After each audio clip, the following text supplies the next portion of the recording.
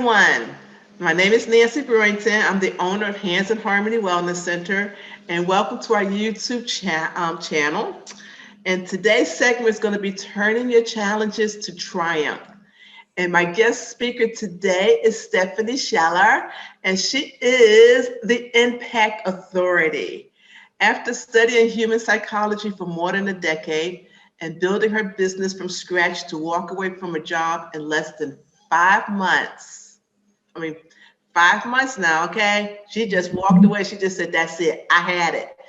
But in and in that time frame, she has worked with more than 2,500 companies and is dedicated to helping small business owners understanding how to create their greatest impact. I had the pleasure of meeting Stephanie a few years ago at a workshop, and she's phenomenal. And she was on one subject she was talking about was emotional quotient, emotional intelligence. I've never heard of it before, never ever. And when she spoke, it was just life-changing for me, especially understanding what emotional intelligence is about. And since that time, I've met her again. She is a member of NABO, which is the National Association of Women Business Owners, which I'm also a member of. And she also has given dynamic, okay? If you're a small business owner, you have to, when you see any information about her grow retreats, you're going to have to go ahead and just be a part of it. And I've been a part of it for 2 years now, and it has made a tremendous impact and change on my business. So instead of me talking about Stephanie, I am going to have Stephanie just go ahead and introduce herself a little bit and to talk about herself. And then I'm going to go ahead and start asking her some questions about emotional intelligence. Thank you, Stephanie, for joining us. Thank you. I feel so weird. You want me to talk about myself? I'm like, wait, I don't talk about myself very often. So we I don't know what to say. But I really appreciate it. One, the idea that I've made an impact on your life, because that's what I'm all about, right? We look at small business owners, and I get so excited and so passionate about this because small business owners make such a massive impact on the world around them. The first grow retreat you were at, I told the story of the lady who literally turned my entire day around back when I was prospecting, because she was she just built an amazing culture. And so I walk into her jewelry store to do prospecting, right? Which no one wants to talk to a sales rep who's doing prospecting. It's a tough position to be in. And so I walk in to do prospecting, and for the first time, I was treated like a real human being. I actually walked out of there feeling better and feeling stronger and more capable, because I'd never even met this lady, right? And then of course, what was it, 7-8 years later, she's sitting in the audience at the grow retreat. But that was the amount of impact that we as entrepreneurs have on people's lives. We're never even going to know the extent of it. But it keeps spreading. And so I get passionate about impacting small business owners' lives like you, because I'm oh my gosh, think about the impact you're going to make now. I mean, not that you were before, but your impact's only going to keep spreading. And it's exponential growth, and it just gets me so excited.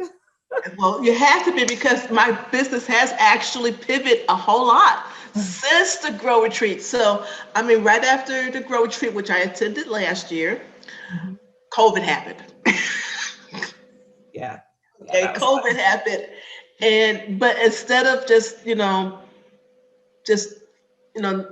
kind of giving up, between your mastermind classes that you had and just some of the things that I've learned during the retreat, I'm able to pivot. And a year later, I'm still growing, I'm still doing. So you have definitely made a great impact. So I really appreciate everything that you've been doing, not only for my life and my business, but also for so many.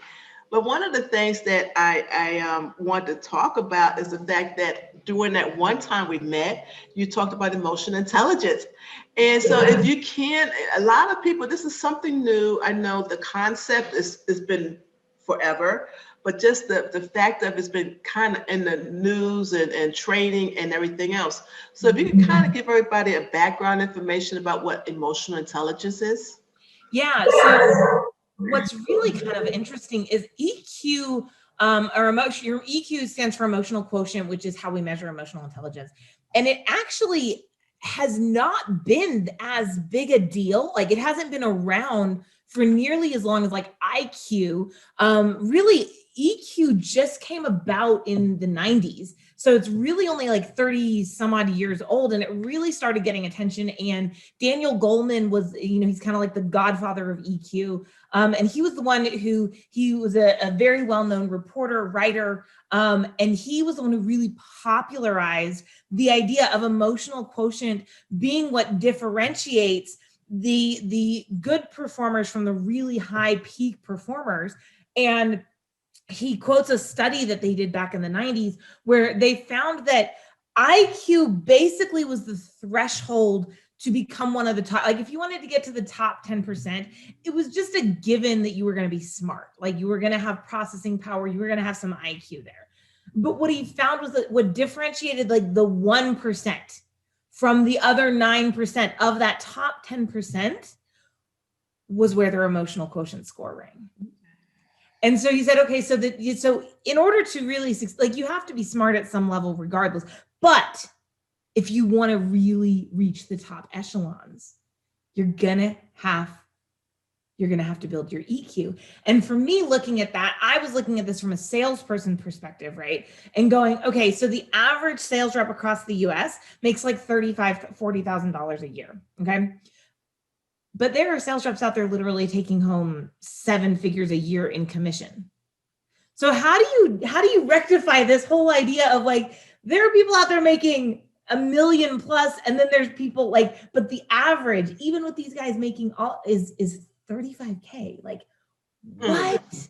And so I realized, well, that's because that's that top echelon. And for me, I was like, well, I want to get into the top. If I'm going to do like, I'm not the person who ever does anything halfway. Like I was like a straight A student because I was a straight A student with 4 jobs in college. Like I don't do anything halfway. We kick butt, we go all out. And I was like, well, if I'm going to do this, like I'm doing this. And so I started learning emotional quotient. And so that's where it's come from. And what's really, really fun to me is when I talk to people and I say, like, emotional quotient, because a lot of people don't even know what it is. I don't know if you knew, well, you said you didn't even know what it was before. Yes.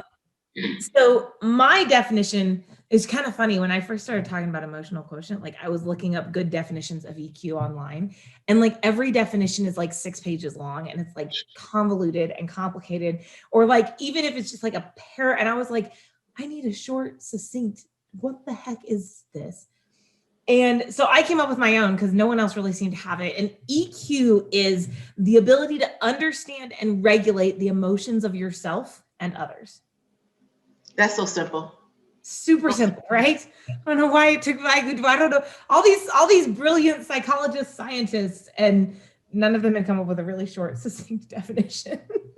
And understanding your emotions and how it impacts others and yourself and what you're going to be doing, it's going to make a tremendous impact, not only in your personal life and how you handle situations there, but also how you're handling your job, your business, and your work environment. And we have to become more in touch with that. We have to be more self-aware and how our emotions impacts everything. Yeah. So that does make so much sense. We do. I brought a friend. I'll introduce you to my friend real quick if you're cool with that, or your listeners. Because I wanted to make a point here. So I brought Honey. This is my violin. She's named Honey. I don't know if you can see, but you can kind of see she's got like this really gorgeous. Someone was like, "Why do you call her Honey?" I was like, "Look at those shoulders. That is just a gorgeous honey glow." And what I want to show you is what does it look like when we have our EQ kind of firing on all cylinders versus when we don't. Because what EQ does is it levels up our ability to perform at all levels. It levels up our ability to perform in groups. So whether or not we can actually plug in to a team setting, if you've ever been part of a group and all you can think about is, oh my God, please, like, I just can't handle like the noise of the people, right?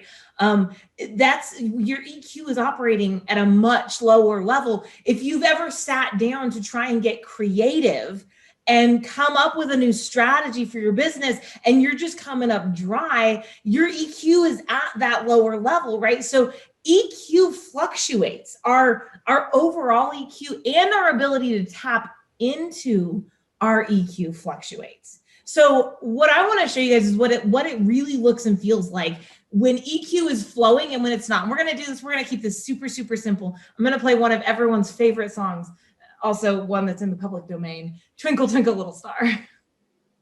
This is what Twinkle, Twinkle, Little Star sounds like for someone who is in a low EQ or emotional quotient state, right?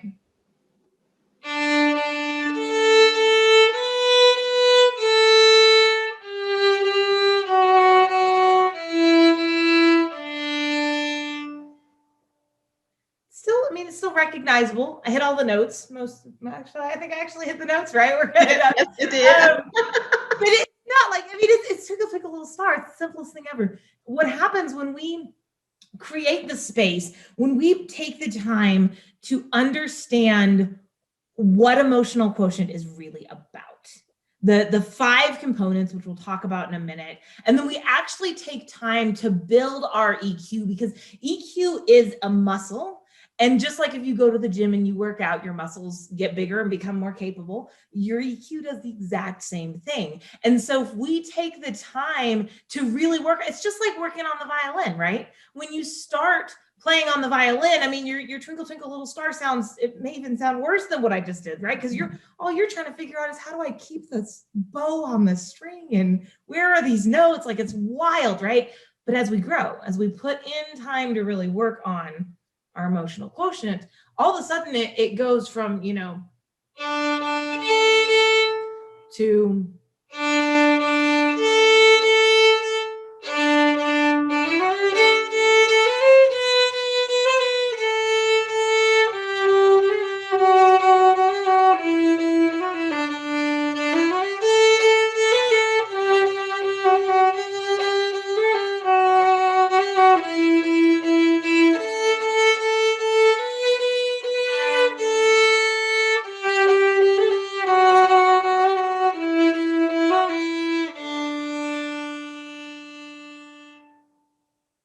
more vibrant. much more, it's so much more fun, right? And the funny thing is, right, I didn't hit any note in that second rendition. I didn't hit in the first one. Mm-hmm. I had the same notes. I added a few more. You saw it took me a second to kind of recalibrate and get out of the, basic mode and be like, wait, hold on. I'm playing the fun version, right? But that's what EQ is. All of a sudden it starts to come together. This is what we know the violin for, the fiddle for, whatever, right? And that's what emotional quotient does for you, for each of us, is it helps us become what we are known for. It helps us lean into and truly become that person that is the best of us. That's emotional quotient. Wow. That is powerful. That is really powerful. And that is what's lacking now, because we get into a mode, even in our personal lives and how we handle things, or even in the business. We just go for the motion. We just moving, and we're not happy. We're not working on all cylinders. Right. We're not charged up. And I think when we become in tune, that self-awareness makes a big difference. It does, right? So self-awareness, for those of you guys who aren't aware, self-awareness is the first of 5 pieces of emotional quotient.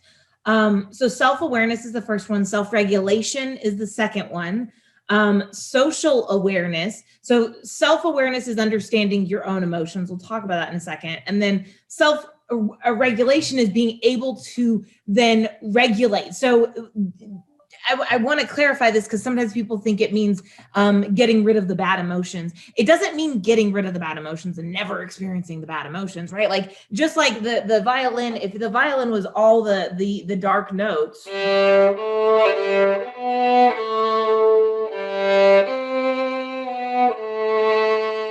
would be really boring. We need the kind of fun, sprightly E string to really lighten things up.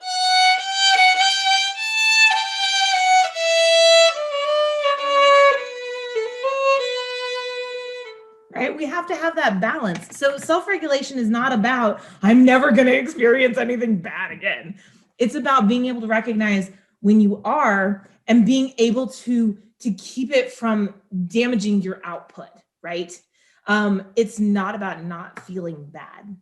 It's about being able to lean into that when needed and being able to say, you know what, if I have to make a decision right now, I'm not going to let this influence making that decision, but it doesn't mean I'm going to put it in a cupboard and like, kidnap my grief emotion and never feel it again, right? So self-regulation is really important. The next one is social awareness. Social awareness is being able to read the room, being able to understand like what is going on in people's minds, right? You walk into the room and I always tell people, you know, can you tell when you walk into the room, are they mad at, like, are they mad? Are they mad at you? Are they mad at something else that just happened, right? When you walk into the room, can you even tell if they're mad, right? And then social regulation, which is the fourth one, is can you then influence that? Right? So when you're talking to someone who's having a bad day, can you help bring them back to a level state and process through their emotions? Can you, you know, when you're talking to an audience, can you then adjust your own tempo to influence how the audience is feeling? And then the last piece is motivation, because if you have the greatest self-awareness, self-regulation, social awareness, and social regulation in the world, but you're not motivated to use it, it's not going to do anyone any good. Wow. And when you was talking about that, especially the social awareness and regulation, I say that, and I never realized I was doing that, because when I was in the military and I had to do speaking engagements, well, not engagements, I had to do briefings to other military. But even so, then my presentation always changed. It was not, because I would kind of read and see what people, how they was feeling, and then my whole presentation was just kind of, I'm watching the audience, how they're responding, and that changed everything completely. So Yep. I never realized I was practicing emotional quotient intelligence. It's funny because we do truly build EQ just automatically. Like we talk about the fact that EQ is not static. So your emotional quotient, like your ability to tap into emotional quotient, is going to fluctuate from childhood through adolescence to adult. It's like I said, a muscle, right? You've got more muscles as an adult than you did as a child, hopefully. Primarily because your body's grown, so you really should have more muscle. The ability to tap into that muscle, though, that also varies, right? And if you've got someone who's actively working on really using and tapping into and growing that muscle, they're going to be able to tap into it easier, faster, better, more instinctively than someone who sits on the couch all day eating, you know, potato chips and drinking soda pop. Okay. So, but so you were doing all these things to build your EQ automatically. We do them all the time, but the difference is the people who really actively work to build it and the people who just let it build automatically, right? That's where the difference comes in. That's where you are able to level yourself up. You were already building it. You had a great foundation. And now you're going, okay, I see where it's coming into play. Perfect. Now I can level myself up. Right, right. So what are the practices on how we can become more in touch with that? What can a person do? Yeah, so there's a really fun exercise. Do you mind if we do it with the audience real quick? Okay. Okay, so guys, I need you to go find a pen and paper. Okay, go find a pen and paper. I'm going to stall for you while you scramble around, hopefully, or actually, you know what? This is YouTube. You can pause the video. Okay, pause the video, go find some pen and paper. I'm like talking like this is live. Okay, so what we're going to do is I'm going to give you 30 seconds. Now, as soon as I give you the instructions, we're going to start the time. Okay, so 30 seconds, and I'm going to give you instructions. We're going to start the time right away and just start going. Okay, so you have 30 seconds to write down as many emotions as you can think of. Go. My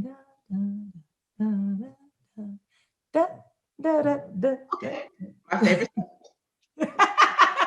I was just thinking, I was like, why didn't I learn this song on the violin before? I could just played this on the violin while these 30 seconds are going as everyone's trying to take notes and we're talking through them and they're glaring at the computer. All right, 7 seconds left. And pencils down. So if you guys did that anything like most of the audiences, because I do this live all the time, and what I almost always find is as soon as I say write down as many emotions as you can think of, they go about 7 seconds in, this is what the whole room looks like.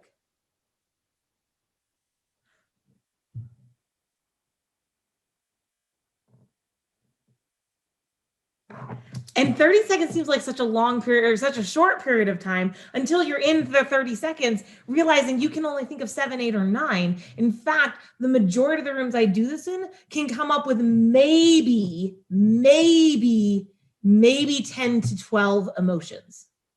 Most of them come up with less than 7. And every so often you get some random person who's like, well, I just ran out of time. Okay. Those are the people who typically have a higher emotional quotient. But here's the whole point with this exercise. We have been shown to experience as many as 200 emotions a day. And yet when we go to try and write them down, we can think of 7. Wow. Right? So what that tells me is that as a whole, our culture doesn't value self-awareness nearly enough, right? And so what I want you to start doing is just becoming, because self-awareness is the foundation of this. So just start becoming aware of the emotions you're experiencing. Start journaling. I know, so all of my guys just groaned. They were like, journaling, really, Steph? Yes, journaling. Journaling is a phenomenal tool. In fact, there are 2 exercises that they found universally that individuals with higher EQs all did these 2 exercises. One of them was journaling and one of them was meditation. So I'll leave that for people to make their own decisions. It doesn't have to be new agey and creepy and woo woo. Like meditation is simply sitting, getting comfortable, like hearing and feeling what you're feeling. Not judging yourself for feeling worried or anxious or tired or scared or angry or whatever. It's simply becoming comfortable with those emotions.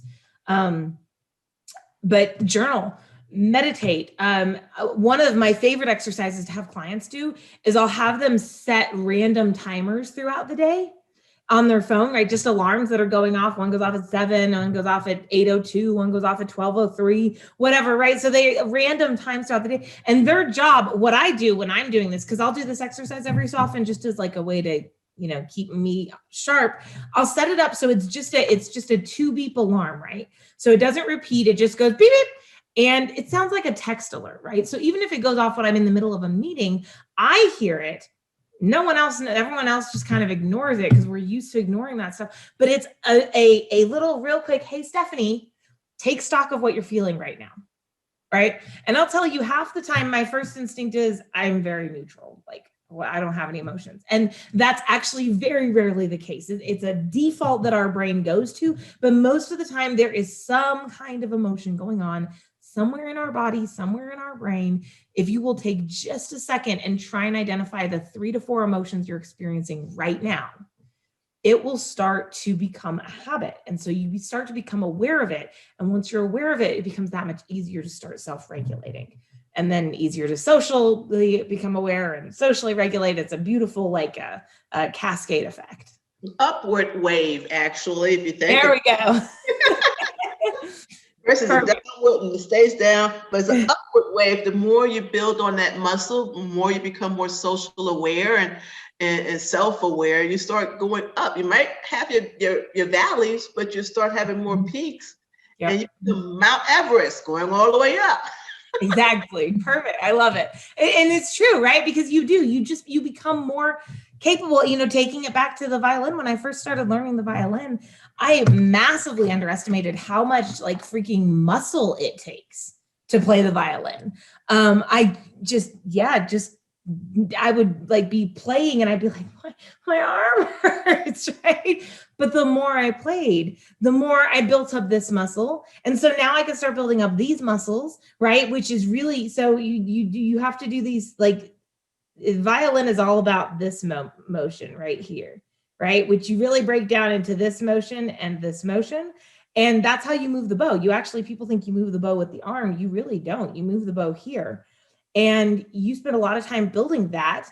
And these little muscles start to hurt. But the more you do it, the more you level it up, the more beautiful sound you can start to make. I love that. I really do love that, because when we start, using that same analogy, when we're trying to work on our emotions and Mhm. how we work with each other and ourselves and in our work, our leaders, we start having a different change in the outlook and the outcome. That is, Mhm. I really do love that. Well, do you have any other suggestions or anything else you'd like to go ahead and mention before we What the other thing I would encourage you, if someone is listening to this and going, oh wow, this is really fascinating, you can check out the blog on our website, on the articles on our website. We have a handful of articles in there about building emotional quotient, building self-awareness, self-regulation, all of these motivation, all of these things, because these are really crucial. I talk to entrepreneurs, and these are really, really crucial for entrepreneurs. You can check those out at thestephaniescheller.com, like the one and only, the coolest, StephanieScheller.com. yes. Um, but yeah, I mean, that would be like, if this has piqued your interest, make it something you become a student of, because you will keep learning all of your life on this, and you'll be amazed at how far it will take you. Mhm. Well, thank you so much, Stephanie. And everyone, we will have all of these links to Stephanie Scheller and the emotional quotients, because I'm all about learning. I'm all about teaching. I'm all about helping everyone to being able to go on an upward mode, to flip the coin, to turning your challenges into triumph. That is what this is all about. And I do appreciate you so much, Stephanie, for being a part of this. And viewers, what I would like for you to do, okay, when you did that 30-second kind of quiz on writing your emotions, please put that in the comments section and tell us how many emotions you came up with. I'm going to be honest, I'm one of those. I came up with 7. And then when she told us how many is actually out there, my mind was totally blown. And so I really do appreciate that. Tell us what your comments are. Give us some thumbs ups.